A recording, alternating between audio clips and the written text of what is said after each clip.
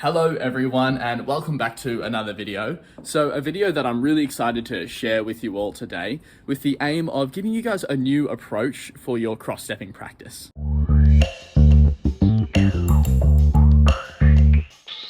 Now, since using this with a bunch of the surfers that I coach, I found really great progress because what we're doing is we're getting to the root cause of the problems that often leave us unstuck and off balance with our cross-stepping, which for many of us as longboarders can be a harsh sticking point. So today we're going to provide you with real strategies, even some land practice and in the water drills to get you going with this today.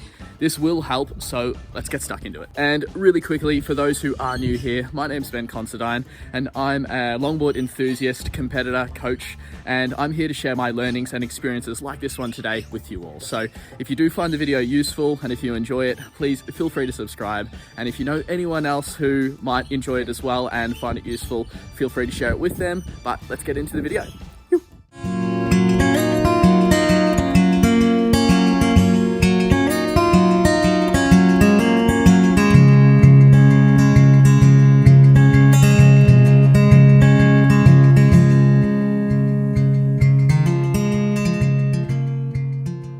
Now, just quickly, there are a couple of things that cause us to go off balance or come unstuck with our cross-stepping, and I usually find that this is split into two separate categories.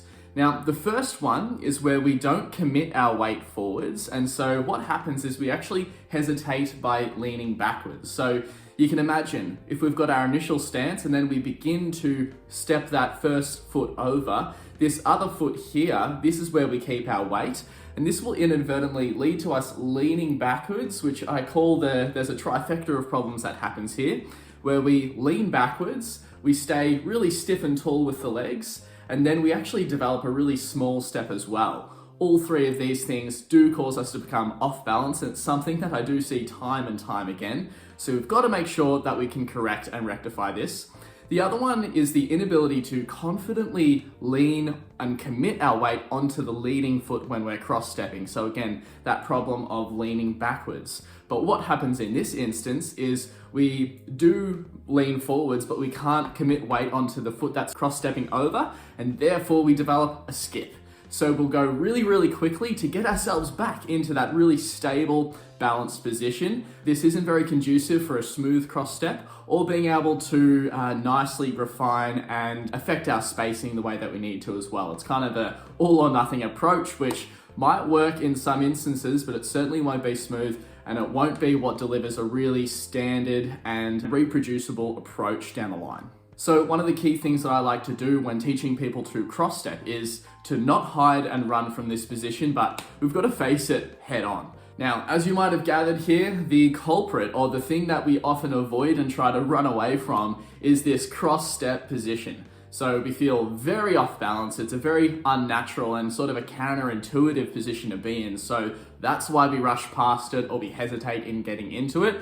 And this is what we're going to practice today if you haven't guessed already. So to do this, we're going to forget about the nose ride. We're going to forget about the subsequent steps to the nose or getting our cross-stepping happening all at once. We've got to just focus on this one position. We can refer to this as the step and hold technique. Now, let's go into some land practice and show you exactly what will be happening here.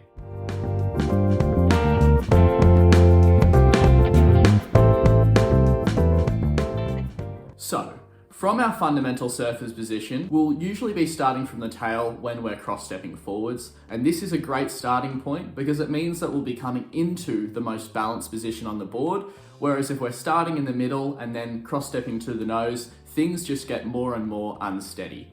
So starting at the tail, we're going to take a step forwards and commence our cross-step position. I often think for all of this, the more the better, especially as we're learning. So getting lower, making the step bigger, and really committing the weight forwards. And so we should be able to draw a line from our head, chest to the front foot. So this is the correct cross-step position, and I really want us to get a great feel for how this feels. Now, we need to get this positioning right on land, of course, first, so that we can then replicate this in the water. It's always going to be harder in the water than it is on land, so make sure you're getting some good practice here. What I would actually like you to focus on now, which steps into what we'll be doing and replicating in the water as well, is hold this position and then return back to that baseline fundamental position. So cross step forwards, big step, keeping low, committing the weight onto the leading foot, and hold that for 5 seconds, and then come back. On land, once you get used to that, I'd then like you to try and transition that same weight coming forwards and the exact same process, but then continue that with your cross steps towards the nose. So try to keep it nice and smooth and make sure there's a really nice filtering of weight onto the leading foot each time. Where we skip or we quickly pass this position because it feels really precarious and we're not used to having the cross step position in place, this is what we've got to get on top of, and this is what we've got to get comfortable with. And the cross step itself, think about, this is the hardest part of the cross step. If we nail this, it's going to be easy. So now that we've got this on land, let's step this into the water and focus on the step and hold drill. Again, all with the intention of getting this feeling of having the cross step position better and better, feeling more comfortable with it, so then we can translate this into your cross stepping and have a whole lot more success with it.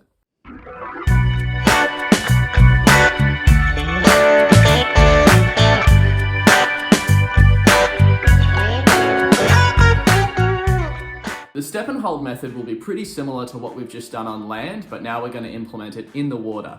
We're going to forget about cross-stepping further, forget about nose riding for the moment, and we're going to just focus on this cross-step position. We want to get comfortable with this, and we want to learn how to rectify our positioning and our balance in this position so that it's something that we welcome. It's a position that we're comfortable getting into. Just like we did on land, what we're going to do is take off on the wave, prepare yourself for the cross step in the same way that you would normally. So positioning yourself in a position where a nose ride might be possible. And then we're going to come into that first step forwards. Again, coming from the tail and stepping into the middle is going to be the easiest thing to do. So certainly what I recommend here. So let's do a big step forwards, big step, staying low, committing the weight forwards. And let's hold that and hold it for about 5 seconds. If you can hold that for 5 seconds, come back into that fundamental position where we're nice and balanced and just the normal surfing position. And then we're going to try this again. And then we're going to try it again. And we're going to do this 5-second hold as many times as we can on the wave. Now, this is a really good thing to do. And if we can go out and practice this in this way, we're certainly going to see some really good improvements with being able to hold this position and feel comfortable in this position much more than before.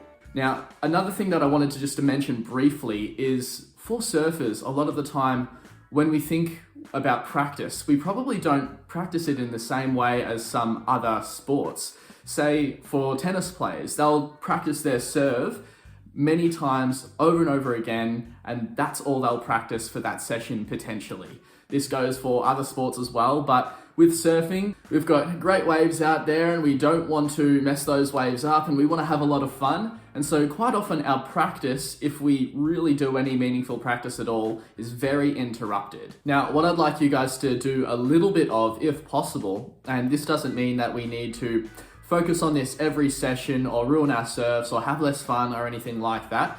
But if we can try and implement a little bit of focused practice, which just means we're going to be doing practice on one thing and then trying to develop that over that session, it can have such a drastic influence on our surfing. So it can take a while, but if we can do some of this, we're going to notice some really nice bigger improvements in our surfing. Now, once we feel comfortable with the step and hold method, so we're getting that 5-second hold pretty easily, you'll notice your surfing in this position actually becomes a lot more comfortable as well. This is what we want because this is going to mean that no matter what the wave is doing or where we are or how we're positioned, we're going to be able to comfortably come into this cross step position. So we can now start to, don't have to hold 5 seconds every time. Let's go into our actual cross stepping. And the hope here is that it becomes a lot smoother, that we really feel comfortable committing our weight forward. So we're going to rectify that hesitancy error and also the error of skipping and missing the cross step altogether essentially and just trying to rush ourselves back into that solid position. So this is how we're going to make the cross step smoother, more balanced, and I hope this is a really nice strategy and drill for you. Again, practice on land first so you get the position right, and then take it into the water with the step and hold method, and then finally transferring that through to your cross steps. It won't happen overnight, but it's the best way that I've found to smoothen out and become more balanced with your cross stepping.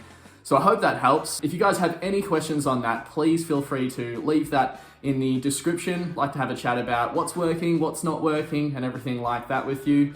And if you have any other ideas for videos that you'd like to see, having a lot of fun doing these at the moment. So yeah, please feel free to leave those in the comments below. But other than that, we'll leave that there today, and we'll see you on the next one.